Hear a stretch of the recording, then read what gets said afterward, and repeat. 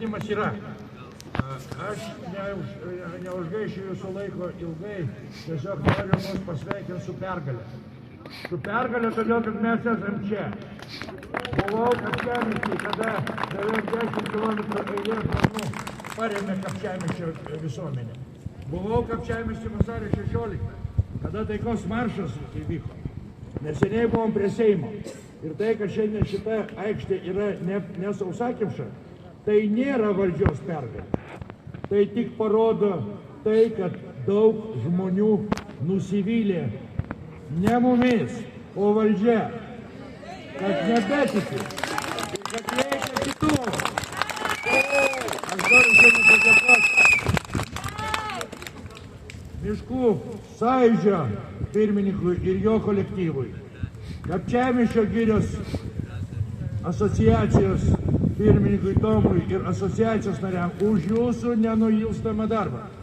Aš šiandien noriu padėkoti tikrosios žiniasklaidos atstovų, tokie kaip Giedrė Gorienė, tokie kaip Artūras Arlauskas, tokie kaip kitinių kolegos, kurie neleidžia Lietuvai užmigti ir primena tiesą, ko jiems tai nekainuotų.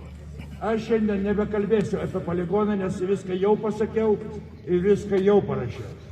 Asociacija Alternatyva Lietuvai parašė viešą kreipimąsi į Lietuvos Respublikos prezidentą dėl įstatymo vetavimo. Jis buvo išsiuntinėtas visos žiniasklaidos priemonėm, tačiau vilties, kad kas nors išspausdinsis, neturiu. Galite rasti mūsų paskyrose ir aš sau leisiu jį perskaityti.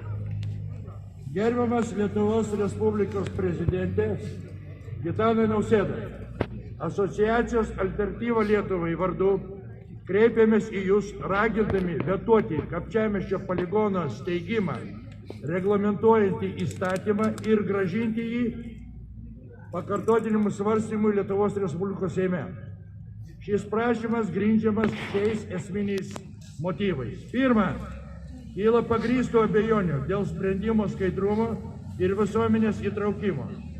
Vietos bendruomenė, kurią tiesiogiai paveiktų poligono steigimas, nebuvo tinkamai informuotas ir įtraukta į sprendimą priėmimo procesą. Tai prieštarauja demokratinės valstybės principams bei viešo intereso apsaugai. Antra, būtina išsamei įvertinti galimą poveikį aplinkai. Kapčiamiškio regionas pasižymi jautriomis ekosistemomis, todėl karinės infrastruktūros plėtra gali turėti ilgalaikių neigiamų pasekmių biologiniai įvairoviai, vandens ištekliams ir kraštovaizdžiui. Trečia, socialiniai ir ekonominiai padariniai vietos gyventojams nėra iki galo įvertinti. Gyvenimo kokybės blogėjimas, galimas nekilnojamo turto vertės kritimas bei ūkinės veiklos apribojimai gali sukelti ilgalaikę žalą regiono vystymuisi.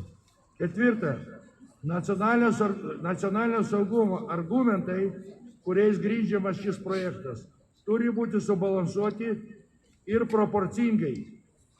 Subalansuoti su proporcingumo ir būtinybės principais. Svarbu įsitikinti, kad nėra alternatyvių sprendimų, kurie leistų pasiekti tuos pačius tikslus mažesnėmis sąnaudomis ir visuomeniai ir aplinkai. Atsižvelgdamas į išvardintas aplinkybes, prašome jūsų pasinaudoti Konstitucijoje numatytą veto teisę ir inicijuoti platesnę diskusiją dėl šio sprendimo pagrįstumo bei pasekmių. Tikimės, kad jūsų sprendimas prisidės prie atsakingesnės, skaidresnės ir visuomenės interesus labiau atitinkančios valstybės politikos formavimas. Asociacijos Alternatyva pirmininkas generolas leitenantas Valdas Tutkus. Aš šį kreipimąsi išsiuntinėjame visur, perduosiu gerbiamam Gintautui, kad kartu su kitais dokumentais būtų perduota prezidentūrai. Jums noriu pasakyti ir tiem, kas čia, ir tie, kas ko nėra čia. Atėjo laikas susimastyti, atėjo laikas pabusti. Mes matome, kad nuo svyruoklio pasikeitimo į vieną ir kitą pusę nieko nesikeičia. Kelkimės nuo sofų, eikime balsuoti. Nuo mūsų priklauso nuo mūsų. Yra naujų jėgų ir jas turim atvesti į Seimą. Tam, kad tokių nesąmonių nebūtų. Tam, kad lietuvių tauta gyventų oriai ir normaliai. Ačiū labai. Teisingai.